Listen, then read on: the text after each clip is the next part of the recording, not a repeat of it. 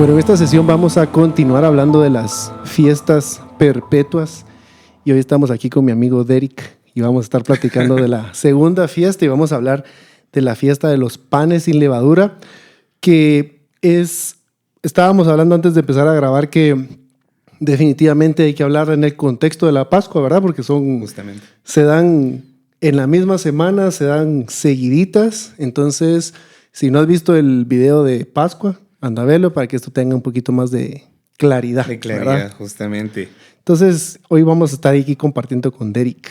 Pues nada, gracias por la invitación, Willy. Y pues es un gusto venir y poder compartir parte de esto. Creo que es el llamado a la iglesia de venir y poder entender que esto no se trata de celebraciones puramente judías como tal, porque muchas veces eso es lo que nos han enseñado en algún momento y que viene y genera de alguna manera como un tipo de choque con la iglesia, cuando en realidad el llamado es a poder ver la perspectiva de ver a Cristo en medio de todo esto. En cada una de estas fiestas. Y wow, conforme te vas adentrando en esto y vas pudiendo entender con el corazón correcto y con el entendimiento, pidiéndole mucho discernimiento al Espíritu Santo para poder entender eso, ves a Cristo en medio de todo eso y es como que, wow, ok.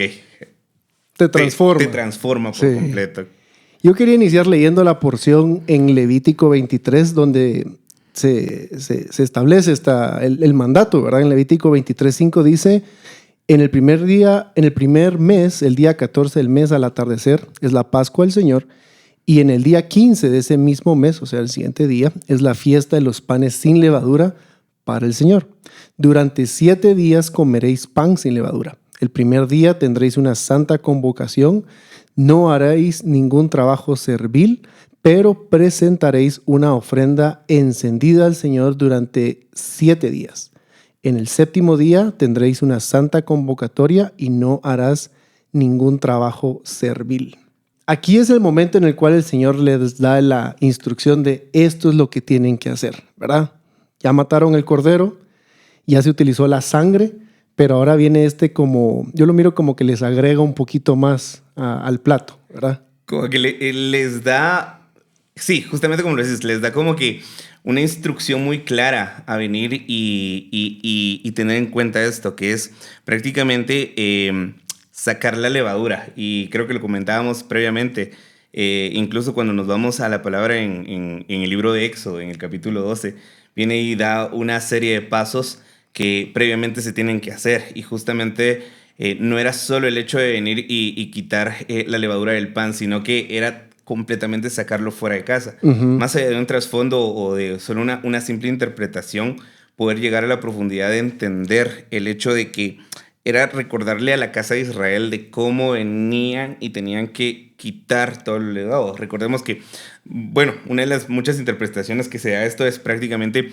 la levadura es eso que contamina, ¿no? Que viene y así como lo que sucede en la preparación de una masa. Yo no soy panadero, pero pues más de alguna vez hemos hecho, creo yo. Sí. Y que esta masa, conforme va añadiéndose un poquito de levadura, viene y tiende a inflar y tiende a contaminar, si lo queremos ver de alguna manera. Y cómo el Señor viene y les dice, ok, pasa Pascua y ahora viene el tiempo, por decirlo así, para venir y descontaminarse, se puede entender. De quitar manera, todo eso. De quitar eso. Yo quería solo mencionar un poquito aquí acerca de la levadura para aquellos que quizá no tienen la más mínima idea. La levadura en sí es un hongo, ¿verdad? Es un hongo que está presente, hablando ya bíblicamente, no estaba presente en la mayoría de los sacrificios. Vamos a poner en pantalla que hay 2 sacrificios en los cuales sí se pide pan con levadura. Levítico 7:13 y Levítico 23:17. Pero en general la levadura no era necesaria para los sacrificios que se presentaban al templo. Y de hecho la levadura, como vos bien decís, inmediatamente o fácilmente la asociamos con el pecado, con lo malo. Y que sí, la mayoría de las connotaciones en el Nuevo Testamento tienen que ver con algo malo, al igual que en el Antiguo Testamento, aunque hay una que otra excepción, ¿verdad? Donde justamente, como el reino de Dios lo compara con la levadura que va también avanzando, ¿verdad? Pero no quiere decir que la levadura sea buena o mala, simplemente era en la connotación o en el contexto que se estaba hablando. De cada, en este caso, sermón o pasaje que se está tomando, también hay que ser. Ahora, trayéndolo al contexto de esta fiesta perpetua, definitivamente, como vos decís, tiene que ver con el pecado, ¿verdad? Tenía que ver con aquello que tenían que sacar. Y en Éxodo se habla, dice, este día será para vosotros memorial y lo celebraréis como fiesta para Jehová. Por vuestras generaciones lo celebraréis como ordenanza perpetua. 7 días comeréis panes sin levadura. En el primero quitaréis la levadura de vuestras casas, que es lo que vos mencionabas, porque cualquiera que comiere leudado desde el primer día hasta el séptimo será cortado de Israel. Entonces la instrucción era bien clara. ¿Verdad? La levadura no podía estar en ningún lugar. De hecho, si fuéramos a Israel en esta semana, que es cuando está celebrando la Pascua, en los supermercados está prohibido comprar ese tipo de comida, ¿verdad? No se puede comprar pan con levadura, todo tiene que ser sin levadura. Y es lo que, si ustedes ponen en Google, van a encontrar que algo que comen ellos es la matzah, ¿verdad? Ese panito plano, que ahorita vamos a mencionar un poquito más acerca de ese panito plano. Quería leer otro versículo, Deuteronomio 16:3, dice, no comerás con el pan leudado, 7 días comerás con el pan sin levadura. Y aquí Deuteronomio agrega algo que no habíamos visto en los capítulos anteriores, o en los versículos que leímos anteriormente. Pan de aflicción, porque apresuradamente saliste de la tierra de Egipto, para que recuerdes el día de tu salida de la tierra de Egipto todos los días de tu vida. Cuando el pueblo de Israel iba a salir de Egipto, ¿verdad? Tenían que huir. La instrucción había sido dada que iban a poder salir. La instrucción fue, tienen que hacer pan sin levadura, porque la levadura causaba que su proceso de salida fuera más lento. ¿Va? Tenían que estar listos era la instrucción, salgan ahora, pero si el pan estaba todavía en el proceso de crecimiento, se iban a atrasar. Totalmente. Creo que eso es como, si lo ponemos a pensar, muchas veces ahora, hoy en día, nuestra vida muchas veces retrasamos el proceso para venir y rendir todo delante del Señor. Y muchas veces estamos como atenidos. A veces son excusas, a veces son cualquier tipo de situación que te retrasa a venir a los pies del Señor. Y esto es bien interesante porque en la medida que uno viene y va despojándose, o en este caso, yo sentía cuando le estaba leyendo esta parte, era como el Señor diciéndole que esto no sea la excusa para que se queden. O sea, tienen que salir ya, porque tal como lo mencionabas ahí, es una salida un tanto dramática, pero pasa directamente al Señor haciéndoles, acelerándolos. Y es como el entendimiento que tiene que tener la iglesia en este tiempo de venir y entender que estamos prácticamente a las puertas de la venida del Señor. Y es cierto, muchas veces vienen y nuestros pensamientos como, esto lo he escuchado desde qué tiempo, pero hoy más que nunca creo que el Señor está hablando muy claramente a nuestra generación como nunca antes. Y creo que es el tiempo donde el Señor dice, no retrasen eso a causa de un pan leudado, o en este caso, de una pecado. Levadura en nosotros. Una levadura en nosotros propiamente. Y bueno, eso que dices es obviamente la base de todo esto, y es religiosamente, si lo vemos solo así, muy religión, muy judío, se toma una semana para decir, o recordar, enumerar, hacer un listado de todo aquello que no está correcto, ¿verdad? Pero nosotros ese debería ser nuestro estilo de vida. Exactamente. ¿Verdad? No podemos andar caminando con nada de eso. Ahora, nosotros como cristianos tenemos la esperanza puesta en Cristo. Él lo hace todo. Obviamente yo tengo que vivir una vida de arrepentimiento. Como la idea de esta serie es encontrar a Jesús, ¿verdad? Porque Jesús cumplió esta fecha. Si lo ponemos una línea de tiempo cortita, en Mateo 21, en Juan 12, se relatan en 2 evangelios diferentes la misma historia cuando Jesús viene entrando, ¿verdad?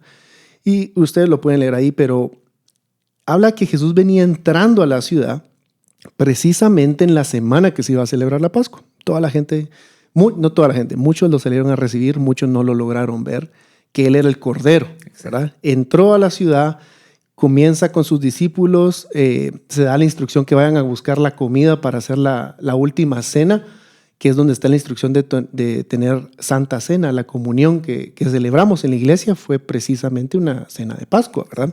Muchas veces no nos damos cuenta que cuando hacemos que cuando comemos y bebemos estamos recordando esa cena de Pascua, ¿verdad? O sea, no fue cualquier cena.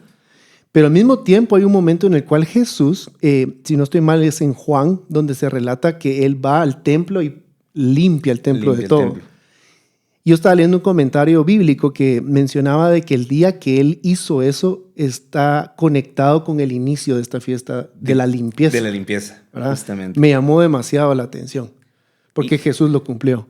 Y algo que también viene, y ahorita que lo traes a memoria esta situación, es como muchas veces, voy a acoplar de alguna manera este verso, porque justamente hoy venía platicando con mi esposa acerca de parte de esto y le decía, oh, me llama la atención cómo viene y, por ejemplo, en el proceso de la crucifixión, cuando está con los dos ladrones y viene uno viene y le lanza improperios y toda la situación, pero el otro le dice, este no tiene nada que hacer acá. Ajá. Porque él está limpio. O sea, en pocas palabras, él dice, no tiene culpa, no tiene pecado y toda la situación.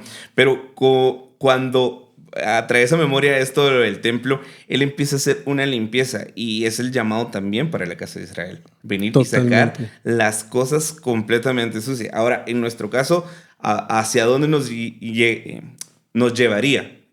De alguna manera venir y empezar a analizar qué es lo que estoy haciendo, pero esto no cumpliéndolo simplemente solo por el hecho de que, como fecha calendario, ya va a tocar y Exacto. Nos va a tocar hacer, sino venir y tener la perspectiva de que la palabra misma dice que nosotros tenemos que presentarnos como esa iglesia limpia y sin mancha. Pero más allá de ello, también venir, y hay una palabra que me encanta bastante, que es la palabra irreprensibles. Es el hecho de que no tengamos algo que todavía nos prenda de algo. Y tal como lo decíamos al inicio, ¿verdad? En el caso de la casa de Israel, no van a esperar a que leude, entonces que eso no sea lo que te tenga prendido todavía ahí, sino estar listo, dispuesto, ahí sí presto, listo y dispuesto, ¿verdad? Para la venida del Cordero y entender eso. Y tal como Jesús lo hizo, ¿verdad? Venir y hacer una limpieza completa. Eso nos llama no solo a un proceso, a mí no me gusta utilizar mucho la palabra introspectiva, porque eso viene a veces lo terminan de venir y tener como algún tipo de práctica o algo así, pero sí venir y hacer un análisis completo de, ok, estoy acá, ¿qué es lo que estoy haciendo y hacia dónde voy o hacia dónde el Señor me quiere llevar?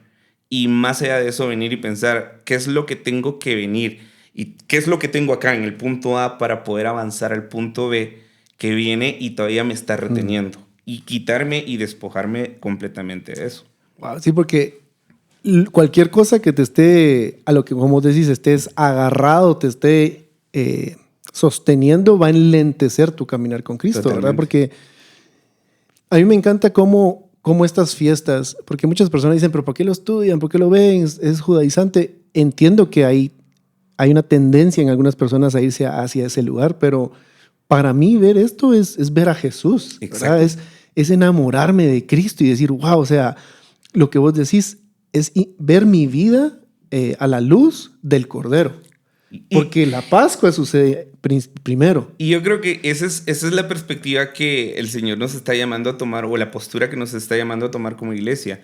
En el hecho de venir y que, por ejemplo, y perdón que me salga un poquito de esto, pero es importante mencionarlo, porque, por ejemplo, muchas veces es como, ok, el amor a Israel o el amor hacia el pueblo escogido del Señor. Y la palabra habla y dice acerca de que el Señor ama a Israel y toda la situación, pero muchas veces en nuestro pensamiento humano o nos alineamos de alguna manera cultural o geopolíticamente y no es así. Cuando venís y lo estudias a la luz de la palabra y al entendimiento del Señor, ahí sí con el entendimiento de Cristo, te das cuenta que esto va más profundo y en realidad amás lo que el corazón del Señor ama. Y en este caso es como, wow, no es el hecho de venir y tomarme una semana a comer cosas sin levadura, sino es el hecho de entender, tengo que prepararme, despojarme de aquello que me está teniendo cautivo todavía a un Egipto espiritual, que no me deja salir hacia donde el Señor me quiere llevar y poder venir y decir, estoy listo para salir y estoy listo para llegar a donde tú me quieras llevar. Y entender eso es como que, o sea, el sacrificio que hizo el Señor Jesús es una recompensa invaluable. Pablo viene y dice, ¿cómo perderemos tan grande salvación? Y es parte de eso, de venir a decir, creo que Pablo, yo no sé si ahorita lo vas a mencionar, pero Pablo hace la misma alusión a la iglesia de Corinto y ese pasaje es súper, creo. Sí, ya que mencionaste Pablo, leamos 1 Corintios 5, 7 a 8. Es exactamente lo que Eric está diciendo y esto es lo que dice Pablo. Limpiad la levadura vieja para que seáis masa nueva. Entonces, ya solo acá, solo ese pedacito ya es, me está diciendo, a través del Cordero, a través de su sangre que quitó el pecado, tenés acceso a hacer una masa nueva. Pero dice, limpiad la levadura vieja para que seáis masa nueva, así como lo sois, sin levadura. Porque aún Cristo, y esta es la conexión a la fiesta anterior, nuestra Pascua ha sido sacrificado. Versículo 8. Por tanto, celebremos la fiesta no con la levadura vieja, ni con la levadura de malicia y maldad, sino con panes sin levadura, de sinceridad y de verdad.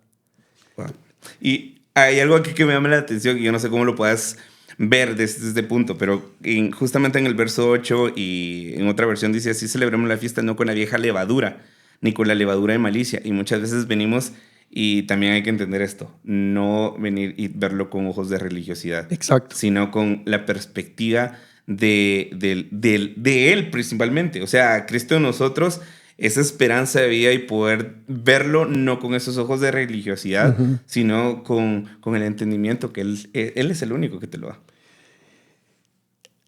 Es que a mí me parece tan impresionante todo esto porque Él es la Pascua y al final de cuentas también Él es el Cordero que no tenía mancha, que no tenía nada malo. O sea, no había levadura, hablándolo en el contexto de que levadura es pecado, ¿verdad? No había nada de eso en Él. Yo leí un comentario que lo puse aquí en nuestras notas y lo quería mencionar. Es un comentario rabínico, mesiánico, que dice, lo voy a leer: vemos un patrón en que la levadura representa el pecado.